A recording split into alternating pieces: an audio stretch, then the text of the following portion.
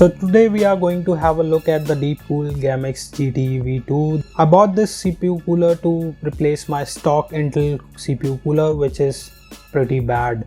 And this comes with a RGB fan which can be controlled through your motherboard. And this is available for around 2100. I bought it for 2000 after discount, so you can buy it somewhere around 1900 to 2100 in India and for $30 in USA and other countries. So in this video we are going to unbox this and also install it in our system, and then we'll measure the temperature of our system after installing this, because currently on the stock cooler I am getting somewhere around 75 to 80 and even above sometimes while playing games, and that is something which is concerning me, and I'm afraid that I'll end up burning my CPU. So let's replace this stock cooler.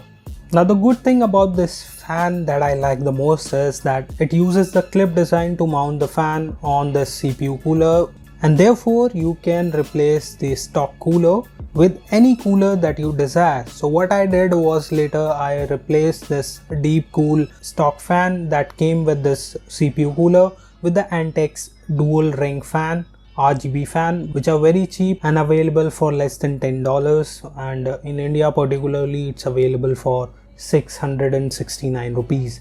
So great deal, and that's one of the best thing about this CPU cooler. Unlike the Cooler Masters air cooler that comes with a fan that is designed with a frame that attaches to the CPU cooler.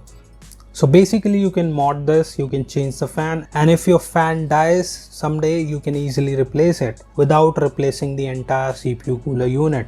So that's a very good thing about this. And also the stock fan that comes with this Deepcool runs at around 1650 RPM, that is the maximum RPM, while this Antec fan, these runs on at a maximum speed of 2000 RPM and throw 45 CFM airflow.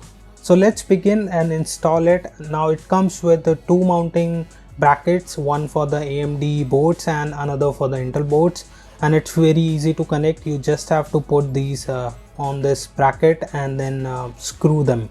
You also get this plastic bracket that goes behind the motherboard, and you can easily attach this to the motherboard and put these long bolts on this mounting bracket. Once you're done with that, make sure you insert these plastic washers and then screw these hex nuts, small hex nuts.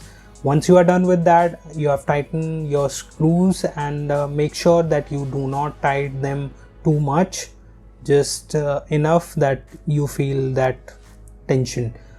Once you are done with that, you can just simply put the thermal paste and then place your CPU cooler on this. Make sure while placing the CPU cooler you have detached your fan, otherwise you will find difficulty in attaching the CPU cooler on the CPU. Now as soon as you align the CPU cooler, just use these nuts and tighten them up. That's it. Mount the fan and you are done. And after installing these fans, I was able to bring down the CPU temperatures to below 50 degrees, and while gaming my CPU temperature reaches to a maximum of 50-55, and if I'm playing the games at ultra high settings, even then it does not touches the 60 degree mark, which is superb. Now that I have achieved after installing two more fans in this cabinet. So you need to take care of the airflow, how much air is coming in and how much air is going out. So you have to make sure and what is the direction of the airflow. So these will matter a lot, and these will affect the GPU and the CPU temperature in your system. So make sure you work on your airflow and try different variations. Now in my case, I've installed one fan at the front which takes in air, and then the second fan which is non-RGB that also intakes the air in, and then these two fans, the upper one and the rear one, these throw out the hot air outside. So overall I have achieved a decent temperature by configuring my system, and I'm very happy about it. I have no issues with this system right now, and it's working perfectly fine. Thanks to this CPU cooler, it's really good, and the build quality is also good. You can go ahead, install it, and it's very easy to install it. It comes with 4 heat pipes which make sure that your CPU temperature is under control. So that was all in this video guys. I hope you liked it, and if you did, please hit the like button and also subscribe to my channel. I'll bring more videos like this on this build, so make sure you subscribe and stay tuned. Thank you for watching guys. I'll see you in my next video.